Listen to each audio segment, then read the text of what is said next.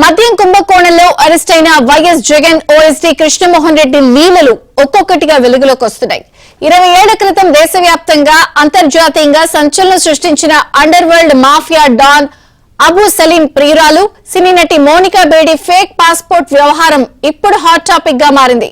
కృష్ణమోహన్ రెడ్డి కర్నూలు తహసీల్దార్ గా ఉన్నప్పుడు సనా మాలిక్ కమల్ పేరిట మోనికా బేడికి 2001 ఏప్రిల్ 9న నివాస ధృవీకరణ పత్రం జారీ అయింది. కర్నూలులోని బాబు గౌండ వీధిలో మోనికా బేడి నివాసం ఉంటున్నట్లు తప్పుడు సర్టిఫికెట్ ఇచ్చారు. దాన్ని అడ్డం పెట్టుకుని మోనికా బేడి పాస్పోర్ట్ పొందగలిగారు.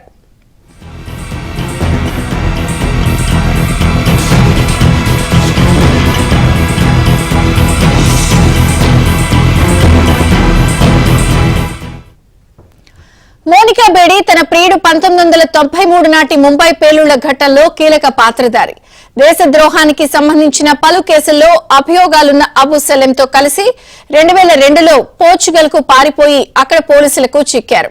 ఆ తర్వాత పోలీసులు తీగలాగితే కర్నూలు కేంద్రంగా నకిలీ పాస్పోర్ట్ల తయారీ జరిగినట్లు తేలింది.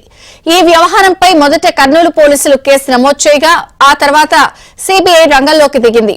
కృష్ణమోహన్ రెడ్డిని అదుపులోకి తీసుకుని విచారించింది. నాటి ఆర్ఐ మహమ్మద్ యూనిస్ ఇచ్చిన నివేదిక ఆధారంగా నివాస ధృవీకరణ పత్రం జారీ చేశానని కృష్ణమోహన్ రెడ్డి ఆ కేసులో నుంచి తప్పించుకుని సాక్షిగా మారారు.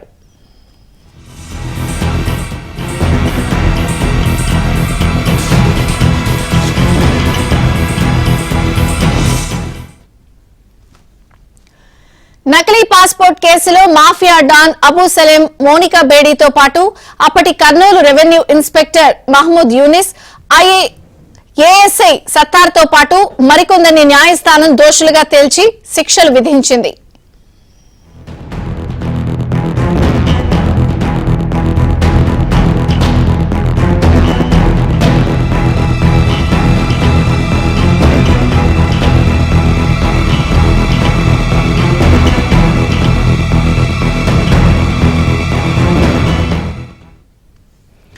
ఈ నకిలీ పాస్పోర్ట్ జారీ అయిన సమయంలో పిఎస్ఆర్ ఆంజనేయులు కర్నూలు జిల్లా ఎస్పీగా ఉన్నారు.